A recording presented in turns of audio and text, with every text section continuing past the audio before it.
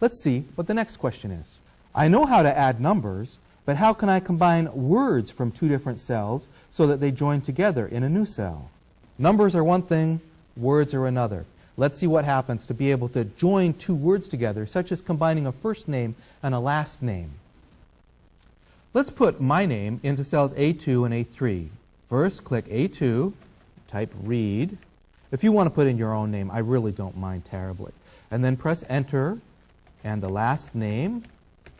And then we'll put the formula into C3 and see what happens, first of all, if we try to use just a plus sign.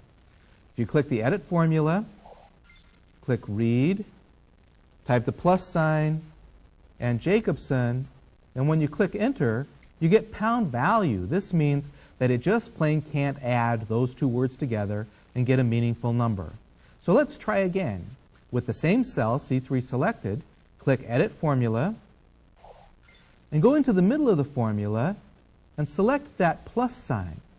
And in place of the plus sign, to select the plus sign, you click to the right of it and then drag through until you have the whole plus sign selected. And then type an ampersand. An ampersand is a shift, it's what shift 7 gives you.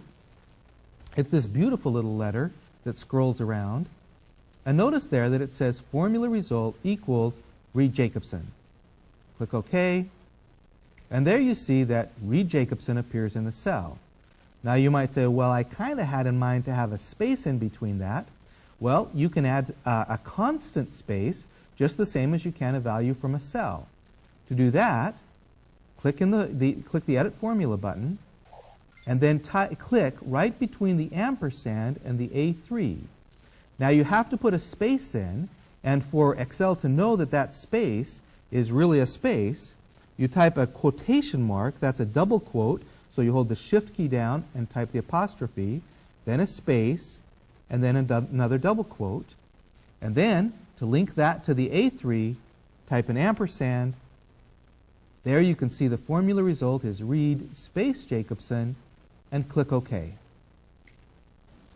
Combining two words is a little bit trickier than just combining numbers because you have to remember that ampersand character. And especially if you want to put a space in between, you have to put those quotes around the space in order to be able to combine the three pieces together. But combining words together is something that many people need to do, so I wanted to answer that question for you at this time. Let's get one more question about basics of Excel spreadsheets. When I type things onto the spreadsheet, it starts to look very disorganized. What can I do to organize what I put on a worksheet? The secret to organizing a worksheet is to use labels next to the words or numbers that form the body of the worksheet. You can use labels in one of two different ways. Let's look and see what the most common ways to use labels to organize your worksheet are when you work in Excel. One very common way to organize a worksheet is with a list. A list basically means that you put labels only across the top.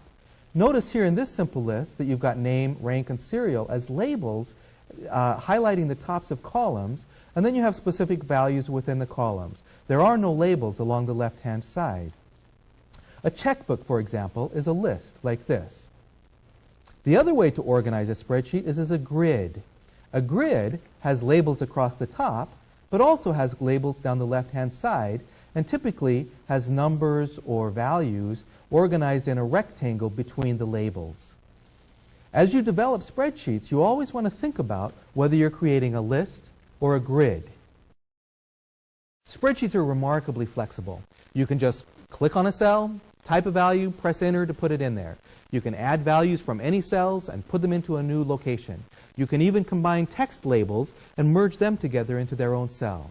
If you're starting to prepare a more organized spreadsheet that you're going to use for longer than, say, 5 minutes, you might want to think about thinking of it as a list with labels across the top, or as a grid with labels both across the top and down the side.